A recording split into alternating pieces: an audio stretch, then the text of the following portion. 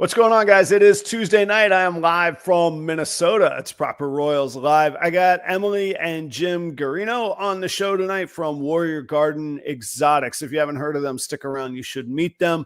And I think you'll find them pretty relatable. I was excited to get them on the show tonight because we've all been there or we want to get there, and they're going through some pretty cool things and their brand is doing well, and I like them. So stick around. We got a good show for you coming tonight.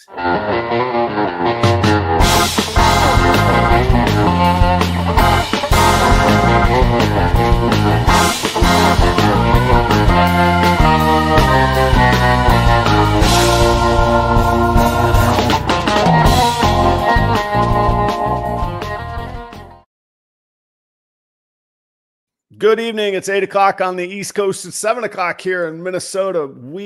I hope everybody's safe out there. We finally got through like the heat dome. Is it me, or is there all these new weather names that didn't exist when I was a kid? A heat dome? I never had a heat dome before, or the Arctic blasts or whatever.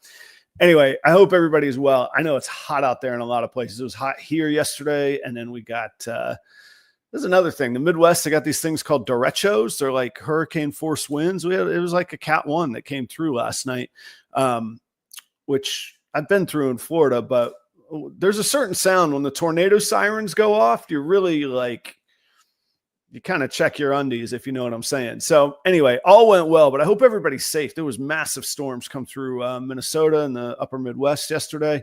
I know the heat's just cooking heading east. So take care of yourselves on that. Tonight is like all Proper Royals live content is now brought to you ad-free by the good folks at Palm Street. If you haven't heard about Palm Street, you should check it out. It's a live streaming selling app, great for reptiles, but really just an incredible marketplace. It's sort of like Palm was they started with plants, and Street was for Main Street. It's like an online Main Street of cool like artisanal shops and whatnot. So anyhow, go check that out. If you are interested in applying to sell for Palm Street, it's right down in the description. There's a link there for you. And also, since you're watching this YouTube channel, the most recent long form video that I just put out, excuse me, is all about both why I use Palm Street and how to get started on Palm Street. So there's all kinds of information in there, and that's a new video. So if you haven't seen it, check that out for me if you would.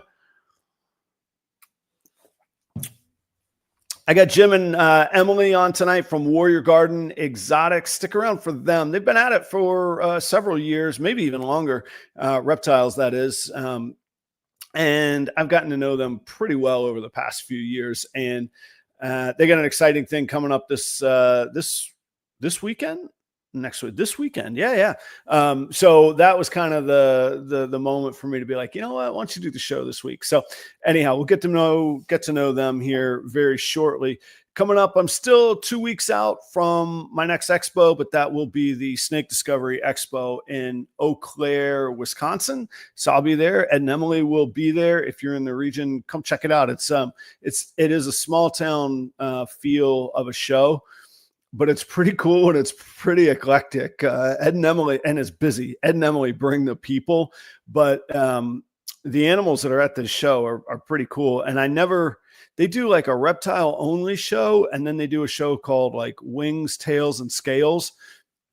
And so like I do all of them, but some of them are reptile only and some of them are just these wild pets. And I think the wild pets are always in Eau Claire. But anyway, come out. I'll be there. That's 2 weeks away. If you missed the announcement, I'll be working with Chris Eaton of the Fat Man Nation at this year's CRBE. That's the Canadian Reptile Breeders Expo. And that's a part of a much bigger pet show. This is a massive show. He and I will be streaming live. Literally, I was going to say literally all day, not 24 hours, but literally from open to close of the expo. And we're not stopping. It'll be one continuous stream. I think it'll be on both of our channels, but it'll certainly be on Chris's channel. And credit to Chris. He's the one that put all this together. I got a very nice invite to participate. Very, very cool. So I think it'll be on this channel, but I'm not 100% sure. But keep your eyes out for that and for fun updates and marketing on that. You'll start to see that. Also, we got Joe and Ash from Fear to Fascination, they're coming up with us as well. So Chris Eaton, Proper Royals, and Fear to Fascination all hanging out together up in Canada. And I think honorable mention, because these guys are doing a lot of the work, Kevin from Sugar Skull Serpents and Paul from Large Marge Morphs will be there with us as well. So I don't know about you, but that's a pretty fun trip that I'm looking forward to. That will be starting, the stream will be on September 13th and 14th. I fly into Toronto Friday morning. Pretty cool. I got an afternoon to kill in Toronto. Going to be pretty fun. And then I'll be home Monday morning. So Saturday and Sunday we'll be in Toronto at the CRBE. It's weird to say this because it's still July, but August is coming, and right around the corner from that is September and October. And I've got 7 shows that I'll be vending in 42 days. So I'll be in Sioux Falls, South Dakota. I'll be in Fargo, North Dakota. I'll be here in Minneapolis. I'll be in Tinley, obviously in Illinois, then Hastings, Minnesota. And that means that there's 2 shows that I don't even remember where I'm going to be at in those days. So anyhow, 7 shows, 42 days. If you want to see me somewhere, I'll be out there. If there's animals that you see, you better get after them. And if you're ever wondering, like, where are all these animals that Adam produces, Patreon gets first dibs on them. Most of them don't even make it out of the Patreon. So check that out, too, if you're ever interested in that. Something that I just posted to the Patreon tonight. So if they don't bite on it, we'll have some available. I have visual ultramel het pieds. No other genes in them available. These are just the normals, but those are pretty banging normals. Ultramel het pieds. I may or may not have available. Patreon gets a couple days on those. But if you're interested, hit me up on that. Those are coming to market very, very soon. I think, and I'm going to have to get Jim and Emily to keep me honest on this. I think the first time that I met them in person was when I had my first shot to vend at Tinley, which is a crazy story in and of itself. But I was vending out in the lobby because Redline Shipping, Robin, was kind enough to say, hey, I've got an extra table space and I kind of know somebody. So the bad news is you'll be in the lobby. The good news is you'll be at Tinley. And I did vend out there. And I believe that's the first time that I met Jim and Emily in person. And we had interacted. They used to have a different brand name. We're going to talk about going through the rebranding process, all of that as well. But we got to know each other. They became friends. They are an active member of the Patreon community as well. But I get to see them every time I go to Tinley, so at least twice a year. They came here, and we went and had brunch and hung out at the facility here. So we've gotten to know each other, and it's a real pleasure to have them on the show. Please welcome for the very first time Jim and Emily from Warrior Garden Exotics to the Proper Royals stage. What's going on, guys? Hey, Adam. How are you tonight? Are we live? The picture froze on. There we are. Oh, there we are. Okay. There was a moment. Froze on our screen. There was a moment. There was a lag. There was a moment where it was like that painting of American Gothic. All that was missing was the pitchfork. It was just right. You two staring straight ahead. But no, we're good now. How are you tonight? Pretty good. Good. Well, thanks for being here. What do you got coming up this weekend? It's a pretty cool thing, I think. We have spontaneously decided to vend Schaumburg, NARBC Schaumburg. Yeah, congratulations. I would argue it's not spontaneous. I would argue it's a couple years in the making and you're ready for it and you decided to go do it. Yeah, we just kind of figured, we're those sink or swim type people and there's never really a good time to do it. So we just kind of jump in head first and see what happens. I actually think that's a great point. Like, you can always think of the reasons not to do something. Give yourself a little credit and jump out there, What was the catalyst? You said it was spontaneous. How did that, what did you just like, were like, all right, I think it's time, or was there an opportunity or somebody pitched you something? Was there a table that came your way? What happened?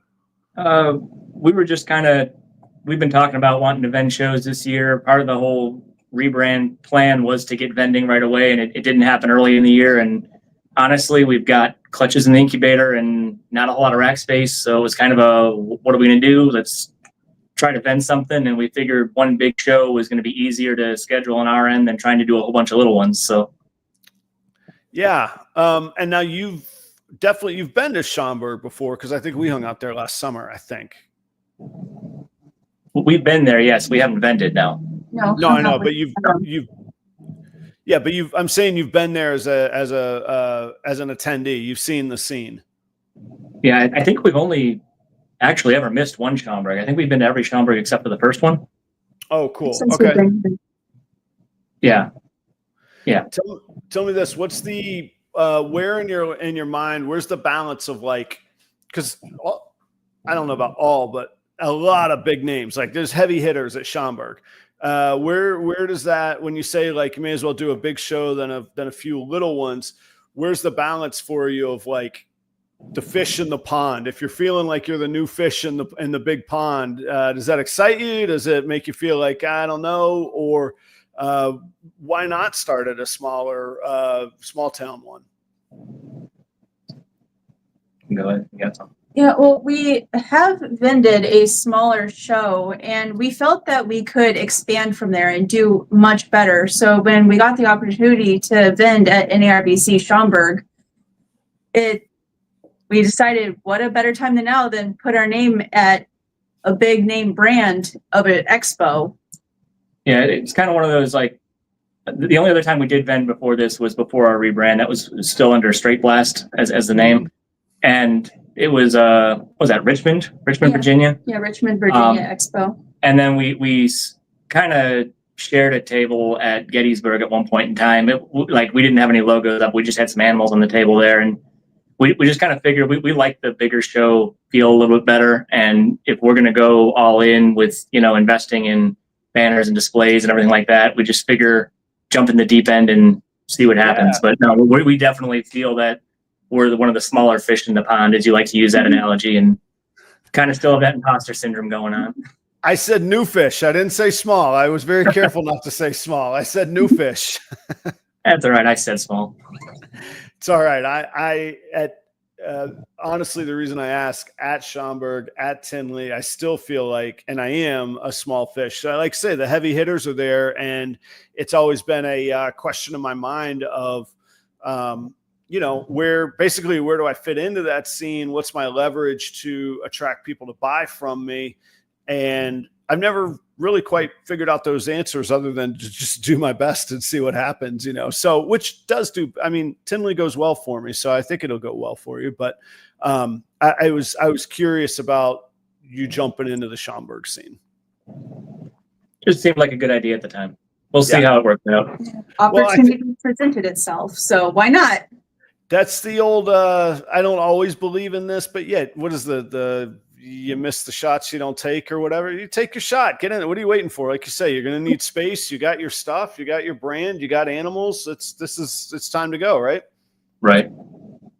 For people that don't know you, why don't you tell us a little bit about yourselves, if you don't mind, and introduce yourselves. You want to go first? You can go first. All right. Well, I'm Jim. We previously decided to make the dumb move of trying to do two different brands under one household. So I was previously marketing under Straight Blast Pythons and was purely working with ball pythons with the extension into expanding into a few others. Obviously, we've kind of combined forces and changed that idea since then. Husband and wife team kind of makes more sense under one banner. But Navy veteran. We're both Navy vets. I was a ET in the Navy, medically retired 13 years. Did special programs, navigator on hovercraft, and now we're here. Did you guys meet in the Navy, or did you meet as a result of the Navy? Yeah, we met in the Navy. Met in the Navy. I gotcha. Well, first off, thanks for the service. I know that can get awkward and all of that, but I do hold you guys in very high esteem for that. And I, part of why I think I gravitate a little bit towards you all, and not in the same way. There's no relationship between the military and restaurants. I want to make that clear. I don't think that's the case, but I think that both maybe put us through strenuous times, yourselves far more than me. But I think that when tough times come or challenges come in the market, it's a lot easier for somebody who's been through a rough or challenging time to go, this is pretty good. I got this, versus somebody who maybe hasn't experienced that or had a easier career path. And I'm not knocking anybody for finding a great job that doesn't come with stress, but I just know some of the things I was doing was unhealthy, and it makes the challenging times for me easier to go. This isn't that big of a deal compared to some of the stuff. And I have to imagine it's magnified for you all. I waited tables and did kitchen work when I was younger. Yeah, restaurant life sucks. The problem is I loved it. I loved it too much. I wish I thought it sucked. I would have done something different 30 years ago. I like the cash pay every night from the tips, waiting tables, but that's about it. Yeah. And most of that's gone these days. There's almost no cash flying around anymore, so you still got to get on your paycheck. But how do you find that you're able to say that kind of thing to yourself, where like, I've been through tougher, or this is no problem, or this is wildly a relief compared to other things I could be doing? I mean, if you're talking about trying to build a reptile business and working with the snakes, that's easy. There's some headaches, but it's usually self-inflicted. So, gotcha. Or customer base. Yeah. That's true too. Yeah, let's not gloss that over. It's not all rainbows and butterflies with customers. That's for sure. When did you guys get into reptiles? Is that something that happened together, or was one of you like the driving force to the other? That's your story. So I started secretly watching Brian Barczyk and his egg cutting videos, and I got really super interested into it and the genetics behind the ball pythons and the variations of colubrids. It was a guilty pleasure of mine for months. He had no idea about it. And then my daughter started watching it, and she got into it. And I discovered that Snake Discovery was incredibly family friendly, incredibly kid friendly, really broke it down to understanding reptiles at the basic level for kids, adults, and everybody in between. And once that started rolling, Snake Discovery ended up on our TV constantly. And Jim started watching it, and he got interested into it. So in 2020, we went and got our first reptiles, and it's just really been a snowball ride down the hill from there. Yeah, right. What were those animals that you got first off? First two that we got were was a corn snake and a rosy boa, and cool. And then we got a ball python. We got a ball python, and then we got more ball pythons, and then we got the garters, and then we started moving into the geckos, and it just kind of, like she said, it snowballed from there. Yeah. I think I counted the other day. We got like 15 species now, or something like that. Really, that many? Okay. Yeah. We don't count. We just feed mouths. Yeah. Okay. Are there any guardrails when it comes to purchasing species or getting into new things, or are there like rules for like what's the hobby and what's the business, or is it just like talk through some of that decision making? The original idea was everything is the business somehow, but part of that goes to, we want to eventually start doing like outreach and education as well. Mm-hmm. So while some stuff might get brought in or kept with the idea of, hey, it's just a pet, the idea is eventually it's going to be used as like an ambassador animal as well in some way, shape, or form. Oh, so cool. Somehow it's all going to wind up relating back. But well, and on taxes and on paper, it's real easy for it all to relate back. So I get that part of it. So then what would you say that your primary few focus, and what would you say focuses, foci? However you say it, what's kind of driving you these days? What's motivating you? Ball pythons, garter snakes, and the New Caledonian geckos. Oh, cool. Okay. What's some of your setup like? Because some of those the geckos take a different ambient temps and that stuff, don't they, or not? Or can you keep them all basically in the same scenario? We keep our house set at a balmy mid 70 degrees, and the New Caledonians are perfectly fine at that with no additional heating or cooling. And it's a good ambient temperature, for a cool side for the ball pythons and the corn snakes. And we keep a warm side for those. So it's really cohesive and homeostasis is the word I'm looking for in our household. And then what about in the winter? Do you heat the house up to the same temperature, or you have, Yeah. I guess, do you have separate rooms or spaces for the reptiles, or are they just out throughout the house? Yes to both. Yeah. Okay. Between quarantines and. Yeah, we're in the process, which has been an ongoing process. It was supposed to only take a few months, but we're, you know, a year and a half plus in now to renovating our basement. And the end goal is going to be, we're going to have our basement renovated to actually have it set up specifically for the reptiles. So we'll be able to kind of, you know, regulate temperatures a little bit better. But right now we've got stuff spread all over the house. We got, you know, racks and gecko enclosures literally right off camera here. We've got racks in our basement. We got a whole spare bedroom that's full of just enclosures and racks. So it's like stuff spread over all over the place right now. Ultimately, everything's going to be in 2 dedicated rooms in the basement, though. Gotcha. What are some of the hiccups that occurred in the renovation? We all know how renovations go. I understand how budgets get busted and things take longer, but what are, I see Emily maybe needs to answer that one. Power and time. Yeah, it's just time and money involvement. We're doing it all of ourselves. We're not actually paying to have anybody do it. So it's kind of just been as we get spare time, little bits are getting done here and there, but that's also, you know, along other house projects and everything else going on. So it's just our schools and life and just juggling all of the things. Yeah, we've both been full-time students for the past almost 2 years. She's in her externship right now. So it's just, you know, kids, animals, everything else. It's just lack of time. That's really all it came down to. All right. So you got kids, you got reptiles everywhere. I forgot the full-time student stuff too. Can you guys talk about that a little bit? What you got going on there? Yeah, so I am finishing up my degree for becoming a certified vet tech.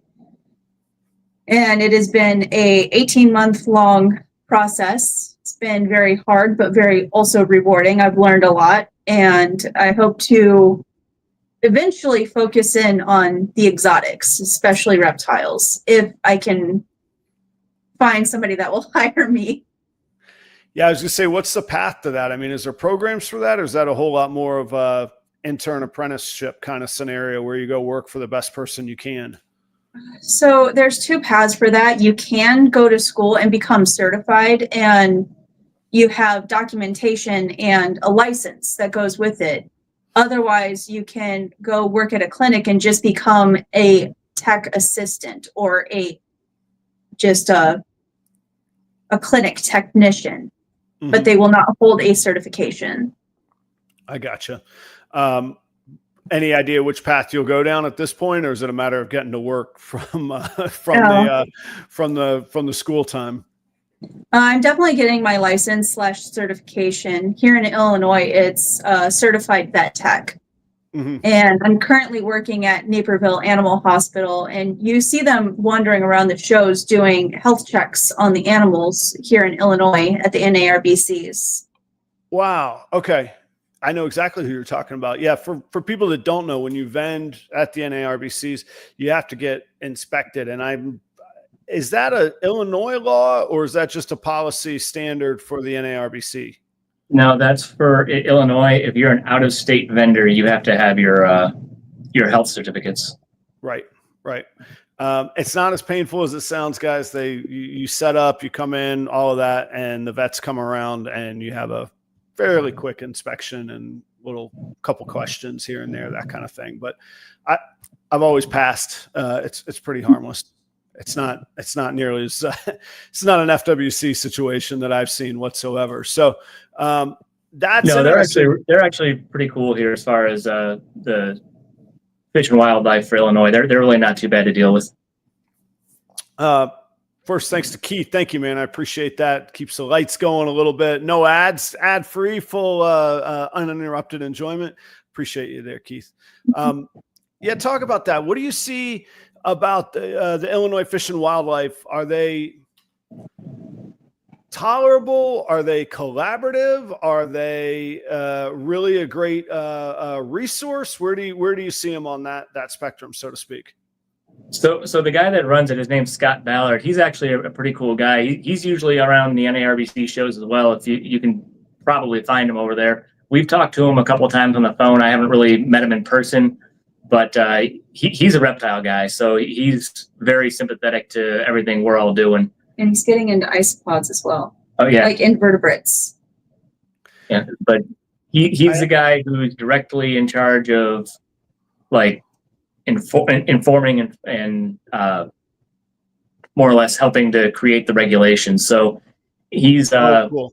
He's actually pretty educated on everything. He's personally a colubrid guy, and he's working to try to get a few of the things like they're trying to work on getting hog noses allowed here and stuff like that, because right now it's all permitted stuff. They're actually trying to make some positive changes. Yeah, I was so for people that don't know, I moved from Florida 2 years ago to Minnesota, and as Josh and Sarah have noted, FWC is no joke, and they're not, and they shouldn't be a joke. I think that there's a healthy space for educated regulation. I don't want to get into a rant on FWC, but let's just put it this way: the board of directors of the FWC are all real estate developers. So that tells you that tells me all I need to know. I'll leave my commentary there. But I was pleasantly for all the surprised. Corruption in Illinois, we surprisingly don't have to deal with that, thankfully. Yeah, I was going to say, like, for a state that is known for such things. But in Minnesota, I was really surprised the collaboration. So ours is called heck is it called? DNR, Department of Natural Resources. They're really collaborative. Our local herp society is operated or one of the leaders, some of the leadership on that works for the DNR as field herpetologists. And like, when I got here, I was just blown away by that. And I wanted to make sure that I was legal and following the laws. So they were a great resource to find out, what was required for ball pythons, and then also more specifically for ASFs. And it was really nice to hear an authority, the people that regulate it, say, you're good. There's actually no regulations on ASFs whatsoever. Ball pythons, there's no regulations other than certain municipalities will not allow venomous animals, which of course ball pythons aren't. And he said, as long as there's no complaints, nobody's gonna bother you. And I was like, all right, that's basically how it is here too. For the most part, as long as it's not a native species or an invasive species, they're okay with it. They've got a short list of what they consider native, and it does affect a couple of common things like Western hognoses. Yes, the Easterns. Yeah, the hognoses, like the certain species of corn snake. Yeah, a couple of the corn snake morphs, not corn snakes in general, but a few of the morphs have outcrossing in it that allows them, or that makes them banned. I know, like the root beer and a couple other ones you can't have here. Oh, bull snakes. Yeah, and you can't have bull snakes. Or I think fox snakes as well, or gophers. Yeah, you can have them. You have to have the permit. So Chris at BNS, he brings bull and pine snakes. I think maybe only pine snakes. Or maybe only bull. You can have them, you can't breed them, and you're limited to the number that you can have, and you can't take them from the wild. So yeah, there's restrictions on it, but you do have to have a license for it. And you have to renew it every single year. Yeah. Gotcha. For those of y'all that do come to Tinley and you are looking for one of those, Chris will have that paperwork and walk you through it, and you'll leave with the documentation in hand that you need to have. I dropped the ball. You guys got to check out the Morphforge show. No Remorph. It took me a minute. Yeah, pretty good. That's You guys got to check that out. They were kind enough to host me this past Thursday night, and it's a really unique show, much different than just the usual, rambling podcast you might hear on a Tuesday night. So go check out their show. I had a really good time on it. We crushed 2 hours like it was nothing. And so anyhow, thanks for hosting me to the Morphforge crew there. That was really great. Thanks, guys. So now Is the hog noses the same things like you were just describing? I feel like I see them for sale at Tinley. Is it the same paperwork kind of thing, or you can buy them there, then you got to get out of town? What is that? Same thing. You can get permits for them. I think you can keep a maximum of 6, if I'm correct, with permit, but you can't breed them. Yeah. And they pretty much get serialized. So we talked to the Herp and Harbins at Tinley, and they fill out documents right there on the spot with your driver's license and all of the information to make sure you're in accordance with Fish and Wildlife. And when you say serialized, like there's ID. No, just saying like they track them. Yeah, what it is, where you got it from. They get your personal information just so they can actually account for every animal. Yep. And then you have to submit that paperwork within a certain time frame to the Fish and Wildlife Department. Yeah, and it's an annual renewal, so you gotta renew and pay for your permit every year. Gotcha. Well, on those species, I have to admit, it sounds like it might be better to buy it and get out of the state. But we can't. But the vendors can have them there. And so, what about? Are there any in-state vendors of those species, or it doesn't make sense to do since you can't breed them? You can bring them in, and then you can't breed them in state. If anybody's selling them at like any of the Illinois shows, they're bringing them from out of state with licenses or permits to be able to sell them. Because you can't even get a permit to breed them. Yeah. So that's what I was just trying to figure out the logistics. So they'll let out-of-state people bring them in and sell them, but if you live in state, you can't sell them. That's to our understanding, yes. So when we moved up here from Virginia, we did have hog noses. We only had a handful of them, and we were intending on going deeper into the hog noses. But after we talked to Scott here, he basically told us, he's like, yeah, you can get a permit to keep up to 6 of them, but we can't breed them. We can't do anything with them. It's just completely, from a breeding standpoint, that there's no point to try. Everything would be under the table, and if you get caught, you're fine. So yeah, don't exception like the Madagascars. Yeah, what is it? That's the Mexican one, isn't it? No, it's Madagascar giant hognose. Yeah, the giants and the tricolored. You can do the tricolored hognoses here too. Huh? I was going to say, like the market for them seems, I mean, obviously driven by Ed and Emily at Snake Discovery. I mean, they're just killing it with the hog noses. But even when we talk with like Shane at Small Town, or like you say the Herp and Harbins, they're moving them all the time. I don't know anything about them, and I'm not going to jump. I like a really, really focused lane of species. So, I mean, I'm just in on ball pythons. But if there were another species, it seems like the market would make sense. Man, figuring out how to hack that, where you're like, well, hang on, I can go to Tinley and I can see people from out of state bringing in all the hog noses they want. Where's our opportunity? But I don't know if that's a fight worth even taking on. You got the legality issue with it in a lot of states, though. That's the only real downside between those.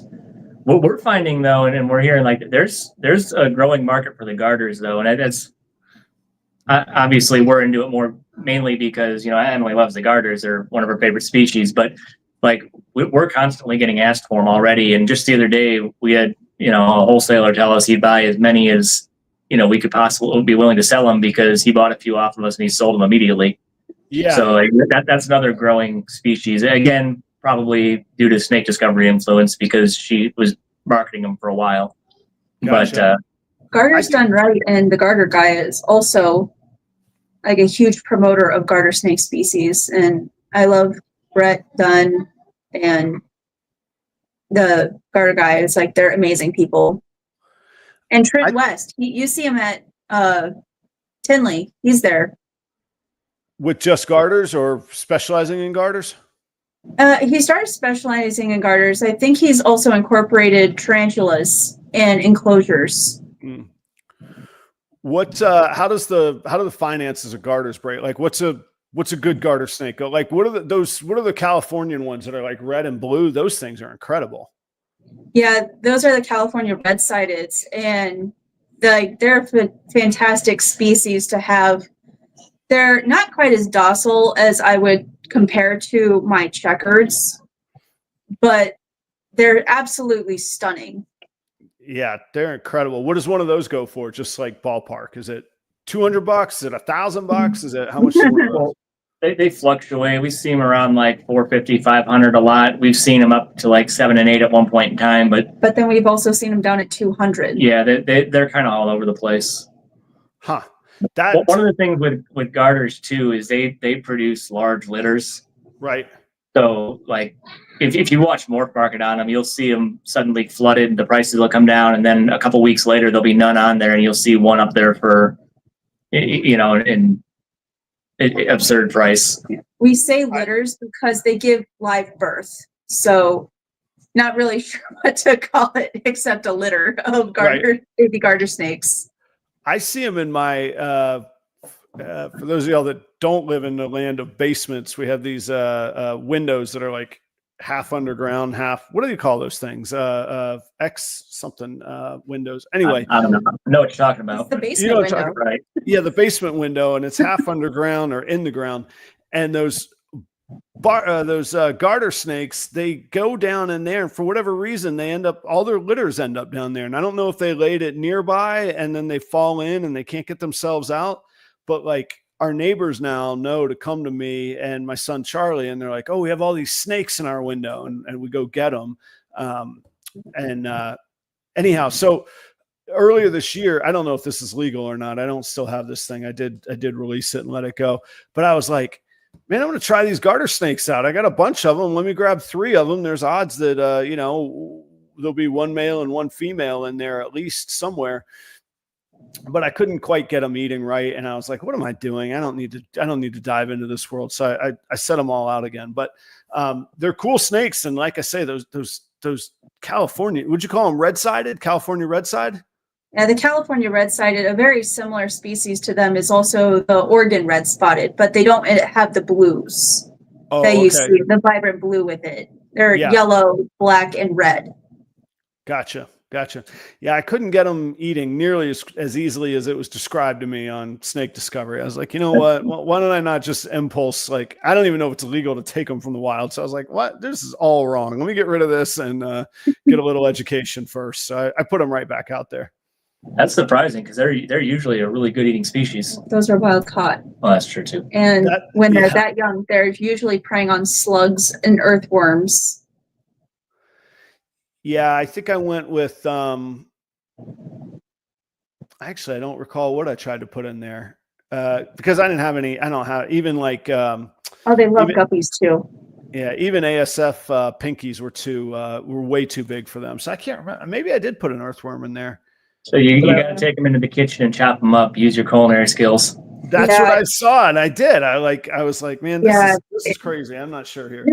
That's one of those tasks that I don't like to talk to people about, like when they get baby garter snakes, because you really got to turn their food items into minced meat. Yeah, it's quite horrifying. It's my least favorite task of having garter snakes. There's definitely a video with Emily doing that to Emily from Snake Discovery doing that to some rodent pinky. I was like, oh my gosh, I don't think I'm going to be doing that. I was like, I'll let that be for right now, I think. The worst is the earthworms because they move. It's a lot of movement, and it freaks me out. To me, that feels like fishing, though. I could live with that. I don't know. Anyway, all right. So, anyways, on to the next topic. So, you guys are vending Schaumburg this weekend. What species are you taking to Schaumburg with you? We'll have ball pythons, crested geckos, gargoyle geckos. I think we're gonna have some Leos, right? Yes, a few leopard geckos. And are we bringing those garters or no? Maybe garters. Maybe. I can bring some as a show display piece. See, like window shopping for the future. Are they too young? Is that what you're getting at? My adults, so that you can see what the adults would look like. Because I will be broodmating this winter for many, many babies come springtime. Nice. Yeah, we only have a very small number of actual babies, and they may or may not be spoken for. So I don't know if we'll have them with us or not. I gotcha. Talk to, something I don't think about very often. It doesn't come up very often. What happened to the leopard gecko market? Those used to be like the big, like I had those things back in college. And then I have to say, just like for a visual stunning array of color, they're wild, man. I think we got used to seeing them, but their colors compared to like Cresties. Sorry, I know I'm not trying to set anybody off, but I think leopard geckos just blow Cresties out of the water, but you don't hear much about leopards anymore. No, we love our leopard geckos that we have. It's the reason we're not pursuing a leopard gecko, like selling or colonies, is because trying to identify them is right nearly impossible for me. Like one little spot of color on the tail and it completely changes the morph. Yeah, there's a lot of line breeding, a lot of polygenic traits in it, and that's while we do like them, we do have some of them. It's not going to be something we're going to deep dive into. Yeah, I thought it was a lot more of like selective breeding and like you say, line breeding rather than this is an identified mutation. Is that right? Or is that's not there are mutations and all the other things we were talking about? Yeah, there are both. Most of it is polygenic and line breeding though. Yeah, the enigmas are no longer allowed. Oh, okay. What were the enigmas and why aren't they allowed? What is that? They're very like the spider gene in ball pythons. It's just very wobbly, kind of neurologically unstable. Gotcha. They're generally very pretty, but they're easily identifiable by their pattern and kind of like off to the side quite often. Yeah, it's kind of screwed up. I gotcha. So I mean, is there a sustainable pet market where you can just, because like I've talked about it some before. I love the idea of just, holy cow, that's an amazing looking animal. That should be worth something. Like, I think we get so caught up in our genes and who we're selling to and selling somebody else on the dream that you could do all this if you have this, which by the way, I'm happy to participate in that. But for just cool looking animals, give me a yellow and red gecko with spots all over it with the super cool eyes and it hunts in its cage. Like this, they're cool pets, I think. It's a species that when we first started buying geckos, I think Leos were the first one we got, right? Yeah. And then very shortly after that, it kind of, the New Caledonians started taking over, and then, Emily likes the odd and not common stuff, and then she picked up a pair of Australian velvet geckos and turnip tail geckos, and started looking at stuff that was a little bit different. It just kind of holds the attention more. So even though, yeah, there probably is a way to make leopard geckos work, although I agree, I don't really see them really ever. I don't know where they went. Yeah, it's just not, doesn't hold, I guess, the interest. Yeah, as far as here. I definitely recommend leopard geckos for like pet owners for sure, hands down. Yeah, I mean, like I used to have them, and that was, I don't know much now, but I definitely didn't know anything then. And I had some leopard geckos. They were cool. I like I said, I think maybe I need some pets or something. That's not what I have enough going on in my life. What's one more mouth to feed, Adam? Come on. I know, but sometimes it's good to just have some guardrails and limitations where I'm like, all right, I don't know how I got to the end, but here I'm at the end. And no, I've got it's kind of weird. I think a lot of people go through it where like we work our butts off pairing, we work our butts off planning, and then it feels like, okay, where's all the results? And then like, so today I was ultrasounding and I was like, I'm actually almost out of hatchling space. I have clutches in the incubator. I got another 12 or 13 coming here. And then I'm going to go do a bunch of shows in September and October, like every weekend. And for fun, flying out to Toronto in the middle of it, I was like, I don't need to take on any more. I'm about to get my butt kicked. I need to enjoy this time where I'm like, I'm getting a little antsy because I feel like I need to be doing something, but I think I'll go paint the car wash instead of getting into a new species here. But that's kind of what you're talking about. drove us to just say, hey, let's vend this show, because same thing. We've got our hatchling racks full. We got stuff coming up, and it just kind of feels like we're not doing anything when we should be to actually try to get our name out there and make some sort of progress, even if we go there and don't sell a single animal. At least marketing is us doing something. Feels like we should be active in the community, at least somehow. I think that is a massively important point. I think people overshadow or get overshadowed of how much should I make at this very show. Like the people that you'll meet at those national shows, the people you're going to interact with, somebody could call you down the line. Somebody could, Emily, you were spot on when you said, maybe I'll bring some garter snakes so people know to ask us next time or know to contact us to get a mailing list or, when they hatch kind of thing. I think you're exactly right. And I think it's incredibly valuable. I think it's totally worth doing. Yeah, I expect us to completely lose money out of this show. That's not even like the goal. Like you said, marketing and networking. That's why we're really doing it. We used to joke, the very first pizza, the very first burger that we ever put out of a new kitchen, we would joke, we're like, well, there's a $250,000 pizza right there. That better be tasty because we need to make, 200,000 more to get this place profitable. So that's kind of where you're at. You just made your big investments. You went and you got yourself ready. What are you using for? What else you get for your initial investment in your display and presentation and all of that? The banner right behind us. We actually got another one of those coming because this one you can't see it, but it arrived damaged. So we have another one of those coming. Hopefully it'll be here by the weekend. Got the tablecloth. We picked up some used displays. We got both acrylic and deli cup displays. Got lights. I mean, we basically bought everything. The only thing we got used was the actual acrylic displays. So I mean, we're at least gonna look like we know what we're doing when we're there. Don't forget the chairs, because standing for an extended amount of time for 3 days is going to be exhausting.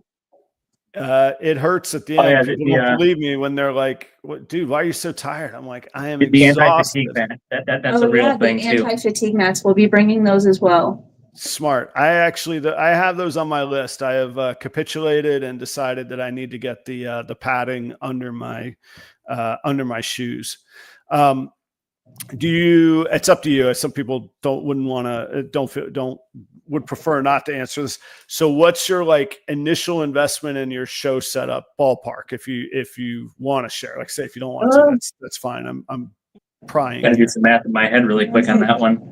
Easily 2,000. No, it's not that high. Really? Yeah, we paid.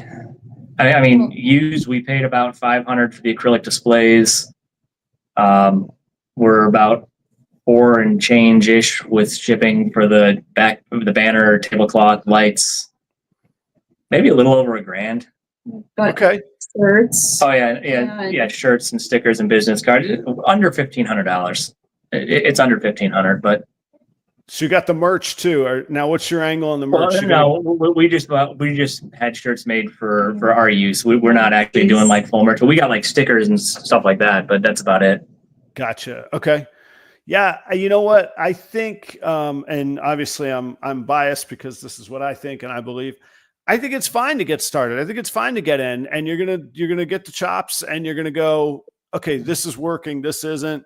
Here's what I need to upgrade. I think we see a lot of times that we say well, I want it to be perfect before I start. Well, we all know how impossible perfect is. So, and suddenly there's just this snowball of reasons why we don't ever get started versus going,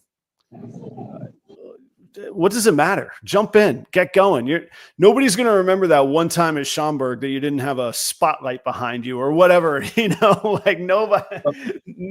exactly cares. The thought. We went from overnight from, we're not going to vend this year to we're doing Schaumburg literally in 24 hours. So yeah, it definitely helps walking around shows and seeing displays that you like and what they've implemented on their tables and what you feel would work. Right. Put that on your table, what drew your eye to their table. Yep. It's one of the main things that I do like to do. When I don't like to walk around shows because I get distracted by the animals, and then I get overwhelmed because I'm like, oh man, how am I going to compete here? I don't have $10,000 animals on my table.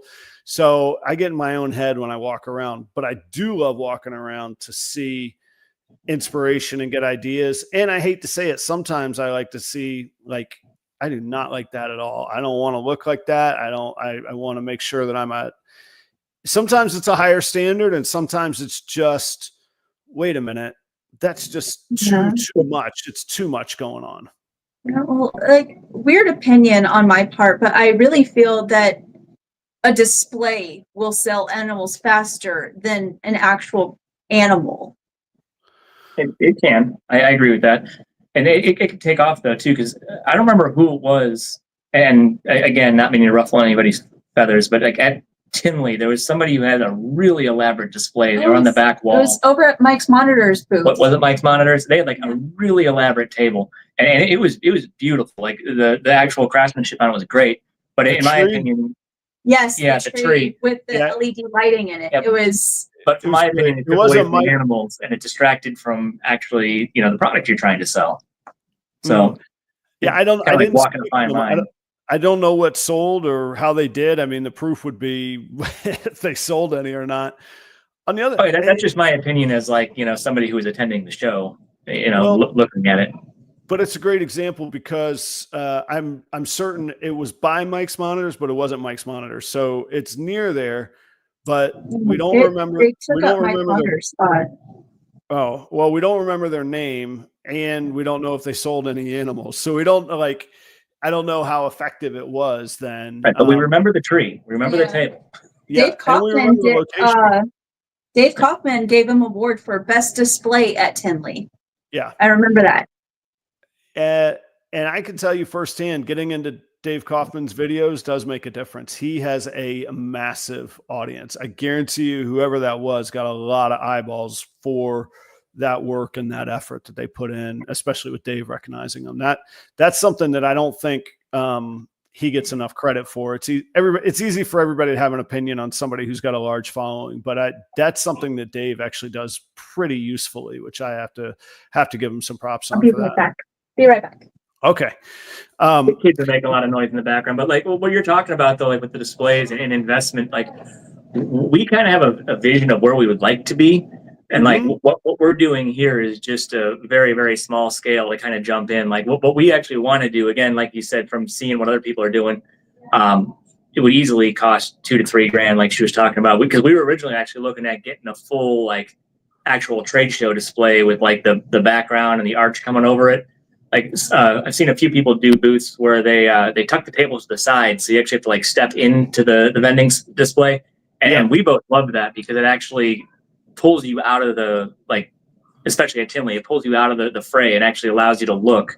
And we were looking at one actual display that has like an arch on the side. So like you tuck your table up to the side and you have the rest of that space for people to come in and actually to look. Like eventually we'd love to do something like that. But you're talking like investment and, starting out, like you said, you can always improve, just not in the cards for a, kind of off the cuff decision to do a show, but that's where we eventually want to go. We love the look of that. We got that from talking to Flawless, how they do that. They have their tables lined up to the sides at Tinley, and it really kind of gives you more of a personal feel in a really crowded environment. And I think it's an awesome idea, and where we would like to eventually go with it. I do think that it's I think that the philosophy of making it memorable and standing out is important. And I think there's a lot of ways to do that. And I have mixed emotions on those step inside sort of booths. They take a lot of space and then you lose a lot of efficiency. And I'll be the first to admit where my table is at Tinley is impossible for that. I think that I think I got wedged in a back corner. I mean, you're killing it with the space you got. Yeah, you use that space really well because you kind of got almost a pseudo corner setup going on there. But thank you. And that was sort of not a case in point like, oh, I'm doing it great. Like, okay, here's the situation I'm in. Let me make the most with it. And then it was really embracing it. Then it was being like, Okay, everybody, all the way back, all the way left. You can't miss me. It's the easiest directions in the world. If you ever ask somebody where they're at, they're like, well, I'm kind of to the left on the third row, then I'm on the right. Like, I don't know where these people are.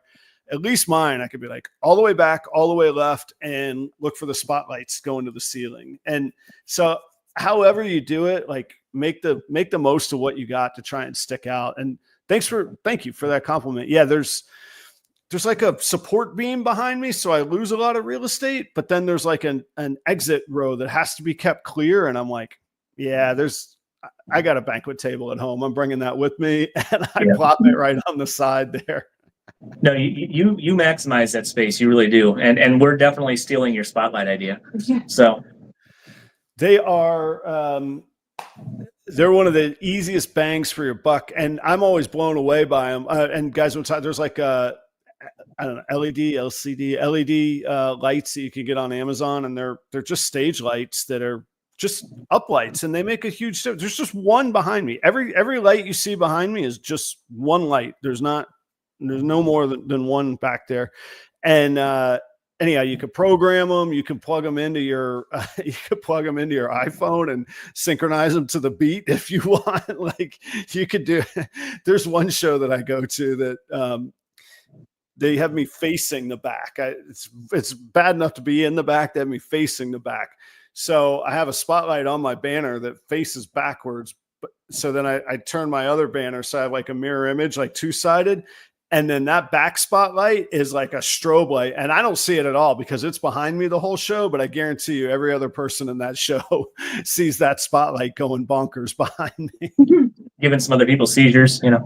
I'm actually amazed they didn't tell me to settle down. I was like, we'll see how long this lasts. And there was a little part of me that was like, I'm not trying to be entitled. I don't think anybody should be facing the back wall in the back. You should all their setup should always be facing the center kind of deal. So I was a little annoyed with that. It's not that I thought I was entitled to anything. It's that I thought the whole setup was bad. So I was like, all right, well, I'm going to make sure that I'm known. And then I put it in the Facebook post that day, and I did well at the show. Actually, I am going back to the show. So that's why I haven't said which show it all that counts.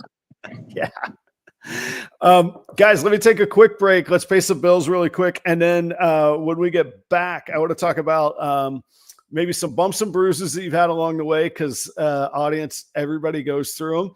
And then I think you guys, along with the vet positioning, I think you've done some cool positioning in the industry as well. And I do think you've set yourself up for the long haul. So let's jump into that in just a second. Guys, I want to tell you, as I mentioned earlier, Palm Street makes all of Proper Royals Live content now commercial ad-free, as well as the advertisers I'm about to tell you about. These are people in our industry supporting our industry. So hear me out for the next 40 seconds. Check out Redline Shipping. They are who I ship with. And for me, it's a simple answer of they have service. They service as part of what they do explicitly versus some other options that specifically say that service is something that they literally will never do, as far as having humans that will respond to you on time, in real time. So I like that. They have the knowledge, the institutional knowledge of the industry. Temps are roaring out there. They have supplies, all of that kind of stuff. So check out Redline Shipping. Check out the customer service experience there from the Redline team. Use promo code PROPER5. Get yourself $5 off of your next shipping label. Check out shedtesting.com. That is Charlie. Speaking of service, he's who you can talk to. He's who's doing your tests. He's who's reporting the results. Coming up on 40 ball python genes available on his website that you could check out. The newest ones that are live are Lace, Monarch, Hurricane, and Monsoon, as well as things like VPI, Xanthic, Wookie, Sunset, Clown, Puzzle, Ultramel, Zebra, and more. As well as the yellow belly complex. And if you ever have a question, if you're looking for a test that might not be listed, like Charlie doesn't list every gene in the yellow belly complex, but he does have the tests for those. So check out Charlie at shedtesting.com. That is the website and the brand name. And if you use the promo code PROPER15, you're going to get yourself 15% off of 2 orders of shed tests, and you can order as many shed tests per order as you like. So 2 big batches of shed tests, you can get 15% off. Check that out. Reagan Renee Royal Pythons. That's Charlie Ryan. That's a different Charlie. That's Charlie Ryan. out in New Jersey. And Charlie has been a great partner to work with. He is the current reigning undefeated 15 minutes of lame champion from Chris Eaton's Fat Man Nation. And Charlie is working with Krypton's DG, G-Stripe, Candy Pied, Clowns, and single doubles and triple ingredients. Charlie's one of the best analytical minds in this industry that I've come across, and it shows in his choices of breeding and the results in his animals. You should go check out Charlie's Morph Market. Portuguese pythons, I love what they're doing with Ultramel. I'm pretty excited. I mentioned earlier I've got some Ultramel het pieds available. I kept the ones back that have the genetic combos in them, but I have a few more clutches coming this year, and all of my Ultramel pied stuff started with Danny and Renee. They're working Ultramel in puzzle, Ultramel in clown, Ultramel in pied. They're also working in ghost and true ghost projects as well. And then they do this cool thing with these dark genes in the Ultramel, and they're beautiful animals. They've got a lot of stuff as well as Sunset Hypo project, Ultramel puzzles, and Ultramel clowns that are available on Morph Market right now. Really exquisite animals and great people to work with. Danny and Renee are awesome. I can't wait to get to meet them in person one of these days. Sarah and Josh are Sundog Serpents. They are out of Orlando, Florida, and I've had the joy and pleasure to work with them for 3.5 years. I mean, at least since 2021, I've been working with Sarah and Josh. We've ended together a couple times in Central Florida Repticons, and I've got some of their animals. They've certainly got some of my animals, and I'm proud of what they're doing. They're working heavy in the TSK project, TSK Clown. That's TSK is the other line of the Xanthic. TSK Clown projects, as well as asphalt and super asphalt projects. They also have projects like blood pythons, and I don't know if they're breeding them or not. I think they have some Euromastics as well. I know that they have them as pets, but I think that they have them maybe available, maybe not, but they will maybe. So check them out. That is Sundog Serpents, Sarah and Josh. Thanks, guys. I appreciate that support. And BNS Reptilia, Chris from BNS Reptilia is the original advertising sponsor on Proper Royals Live. He's also my advertising partner at Tinley. He'll be there in October with me. Chris is BNS Reptilia because he specializes in ball pythons, blood pythons, locality boas, colubrids of all shapes and sizes, Pituophis, the bull and the pine snakes. And he will have a wide selection there with me at the Proper Royals table at Tinley in October. I should say our table. I'll have my banner there. Chris will have his banner there. We're both there. We're partners at the table. He'll be there all the way back, all the way to the left. Come hang out. Chris is also the regional distributor for the Chipper. And if you are interested, that's Coco. If you're interested in being a distributor for the Chipper yourself, get in touch with Chris. He'll help you out on that too. Thank you to all the sponsors. Thanks to the audience as well. I can't do this without you here, and I appreciate you. Coming up on 4 years now, I've been doing this on Tuesday nights, and I keep coming back for the guests and the audience. Tonight, we have Jim and Emily from Warrior Garden Exotics, and we've been talking about sort of their experience getting to this point. They are vending Schaumburg this weekend. Do they have a VIP at Schaumburg on Friday night, or is it only Saturday and Sunday? Yeah, they got VIP. Okay, gotcha. On Friday? Yes. Cool. So starting Friday, you can see sorry, my son and my dogs are going bonkers upstairs. I'm trying not to be. I just had to let that out. Now I feel better. I can acknowledge why I'm looking at the ceiling with this. Our daughters are making a ton of noise in the next room too, and we don't know if you can hear them or not. So, no, I can't hear yours. Maybe you can't hear mine, but I could tell you who is going to hear me very shortly after this show. All right, so Jim and Emily, people can catch up with you on starting on Friday night at Schaumburg, correct? Yep. Cool. And you just reminded me during your ad spot here that I got sheds that I got to send over to Charlie, and I've been sitting on because I've got a clutch hatching literally this weekend that I need shed results to know what I'm looking at. So. Oh yeah, you better get them over there to Charlie fast then if you need those. Oh yeah, I have no delusion of actually having results that fast. Oh no, at this point we're sitting on eggs waiting for them to hatch. Right. Literally. I gotcha. I did this. It's a lace clutch, and I just want to confirm that the male is actually lace and not part of that whole lace conspiracy. You better check that out. I don't know. Is it a conspiracy or was it I never mind. I don't know. I retract the question. Late to the mic the other day, they referred to it as a conspiracy, the joke. That's just why I was saying that.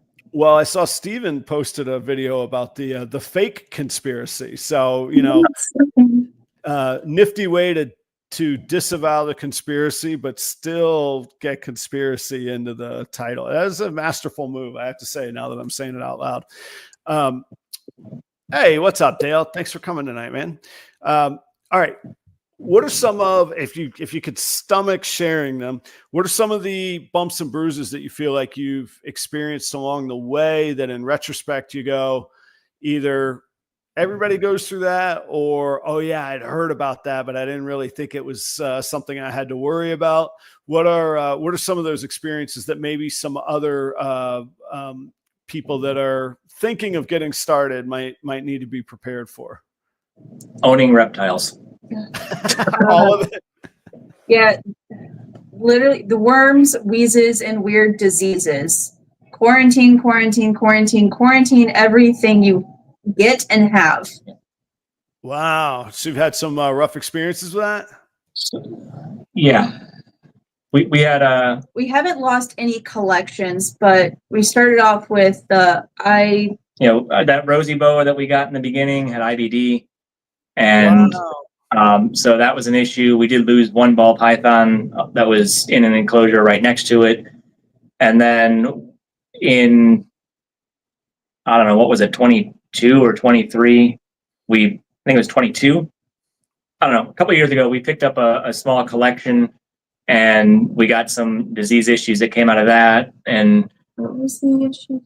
We had an animal that had Nido out of that collection, right. And we wound up having to test literally everything, which was expensive but necessary. Bouts of respiratory infections. Yeah, that's all the Nido relation. No, just just dealing with RIs, and we had an albino that had chronic RI that we no longer have as well. Not that anything happened to him. We made him better, and we rehomed him. And then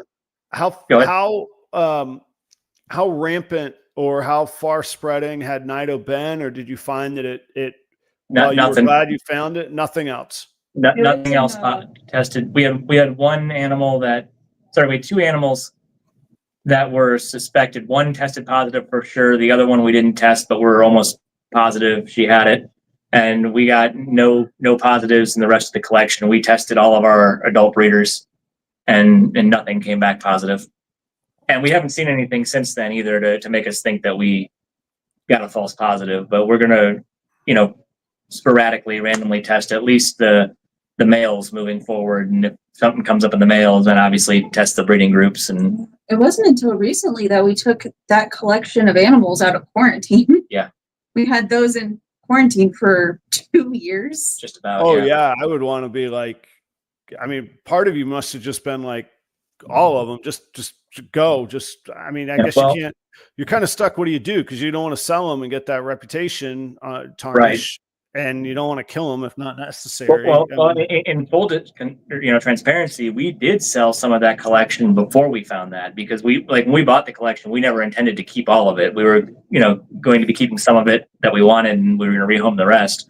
Right. We did rehome some quite a while before that, but we still had them in quarantine for almost 2 years, 9 months, or a year almost. Yeah, almost a year. It was over a year before we decided to start selling them. Yeah, and they didn't show any signs of illness at that time. Yeah, but that collection hit us multiple ways, because that was, we talked last year, in person. That was the collection that we had all the fake hets out of too. So there's another, handful of pairings that we had last year that all wound up being not het for what they were supposed to be het for.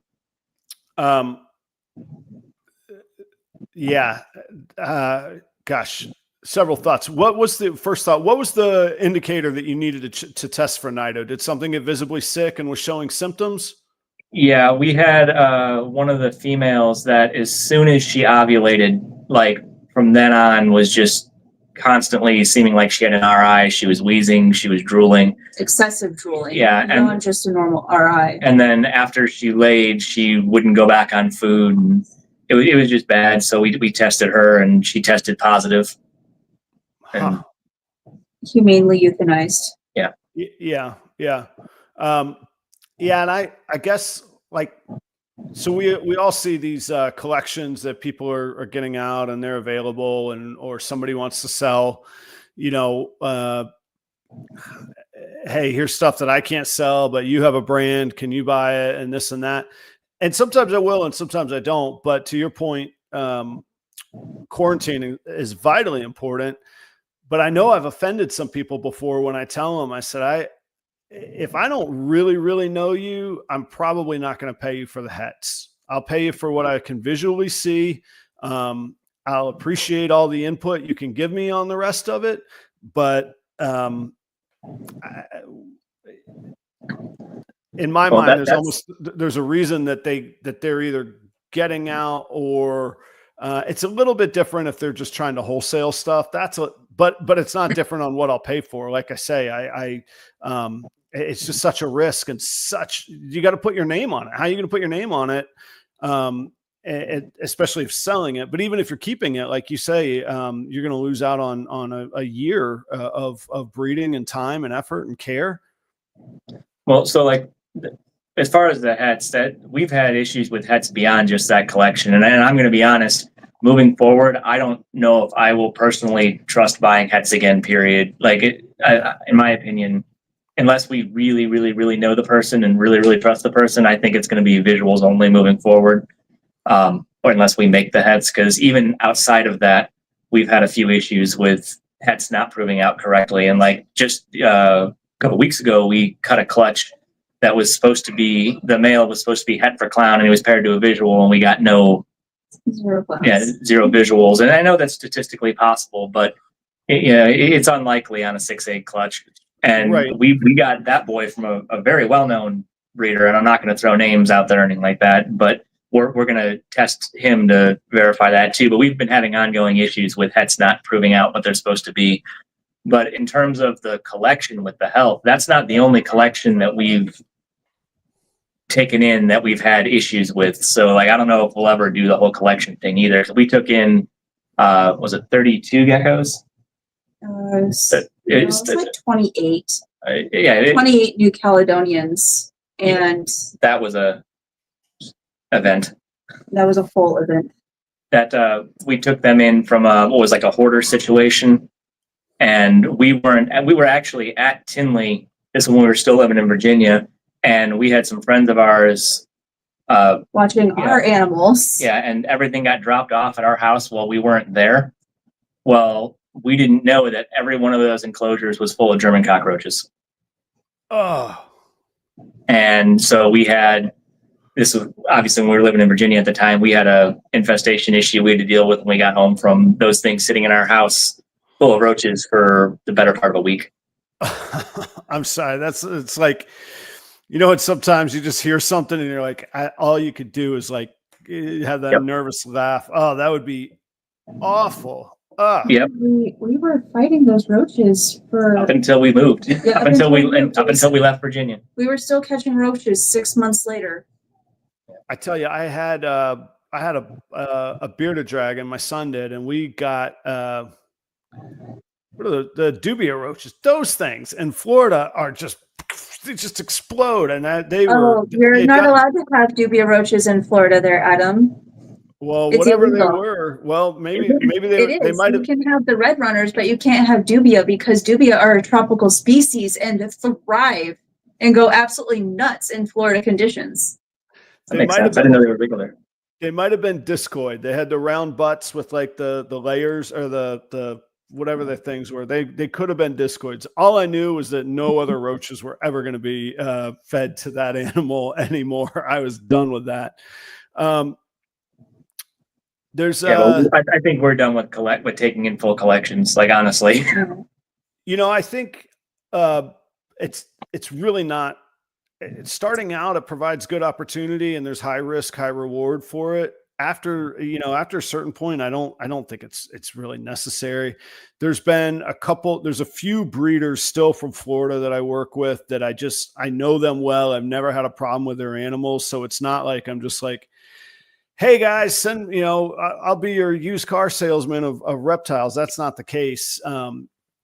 Yeah. Okay. Sarah says it was discoid. So sorry, Emily. I might be absolved. I might not be. I wouldn't know the difference between the two of them. But a roach is a roach is a roach is a roach. At the end of the day, honestly. And there was a lot of them. So like the animals that I will take in are generally from breeders that I know. And then Dale brings up a good point. Like if it's I hope, and I don't want to dig in on, like you say, calling out a name or somebody you're still trying to work with, but like a reputable breeder in that scenario should be willing to say to you, look, let's either work out a test. Let's work out if it's not, if it turns out that I made a mistake, because I think that mistakes do happen. I think cleaning, there are days where I'm so tired and I'm like, man, you've got to pay attention at them, one animal, one at a time kind of thing. So I could see where mistakes happen. It sucks when you hear it repeatedly. You guys have had some rough patches, especially, I didn't even know about the cockroaches infesting your house. Yeah. That was fun. That's something I like to talk about because it's somebody that I thought I could trust, that I took their collection in, and as it turned out, we no good deed goes unpunished kind of scenario. Yeah, there are times, not just friends and relationships, but even just flat out customers where you could feel taken advantage of, or you extend one kind opportunity to somebody, or caring opportunity, and it turns out that they're just trying to look for a way to take advantage of you, really. And I hate when that stuff drives me just about the most crazy. You know what? You look at the positive and everything. It made our move from Virginia to Illinois really easy because we threw out a lot of furniture. So much furniture. We're out of here. Basically a reset. Yeah. Oh my gosh. Well, let me see. We can finish up on this topic. One of the things that I really liked, and I knew this in talking with Jim over some time, was that, Jim, you got into working in the reptile industry and in the pet industry. And I thought it was such a great, smart move to position yourself for learning, for knowledge, for relationships, for opportunities. Can you talk a little bit about that, as much as you like to or not want to? I don't want to ruin any speaking of any relationships. Yeah. I mean, I don't know if I really look at it the same way as positioning. So backtracking a little bit before anything that I did, when we were still in Virginia, Emily started working at a local reptile shop over there called Pet Paradise. And she was, making a lot of connections in the local community over in the Hampton Roads area. And we were also obviously getting all of our feeders from them, and, just in general, making good connections and friends over there. And then when we moved out this way, originally we were just looking for a local reptile shop just for feeders and supplies and stuff like that. And then Chicago Reptile House put out a post online that they were looking for someone to help manage their ball python collection. So I reached out right away over there. Brian and Jeff at the Reptile House, they're both vets, so they like hiring vets. And I just kind of stepped into a part-time position. Really, I don't really say that I would say that I work in the pet hobby. I go in on the weekends and I help manage their collection. I clean poop, change out tubs, feed animals, and help with pairings, stuff like that. But it's allowed me to step into the cool stuff, the local market. And Brian Potter being one of the owners of the Reptile House, it's allowed me to meet a lot of cool people, and then even their manager there, Sean.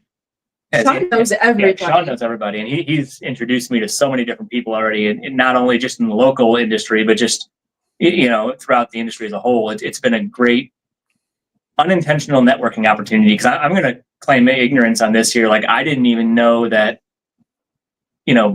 Brian, and I didn't even realize the connection between the Chicago Reptile House and NARBC when I first started approaching that. We knew that Brian was involved in both, but I really didn't fully understand the extent, I don't think. Yeah, But but to me, it's that's kind of one like of those. falling into a good situation. But it's because But you stepped out and were willing to go do it and willing to clean the snake. Oh poop. no! Like, Oh no! I pushed him. oh yeah, she did. okay. Yeah, I don't know if I want to do it. I'm like, you will.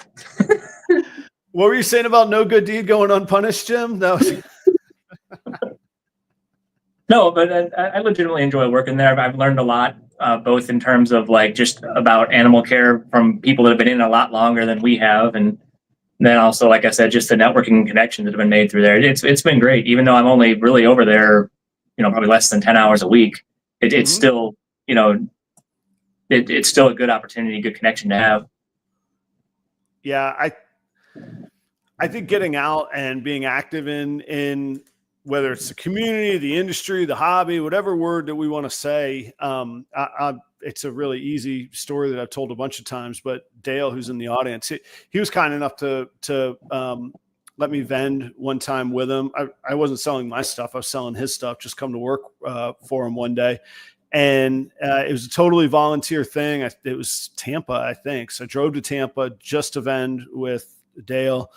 And just the people I met that day. I mean, I have animals from Steve Casino, from George MD still, the people I met at the dinner, the people that I saw coming up like today that I see like Justin at Morph Jungle just killing it. Like he was just like me, like looking around the table at dinner one night, like who are all these people? I can't believe I'm here.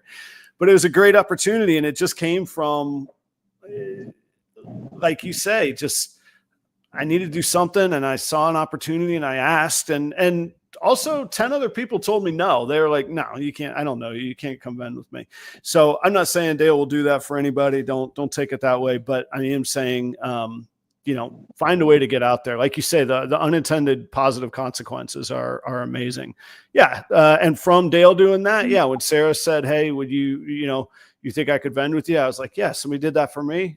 By all means, come vend with me, kind of deal. So in both instances, with both of us like working at the different reptile shops, it's been great, just connections and getting involved in the community and just the hobby as a whole.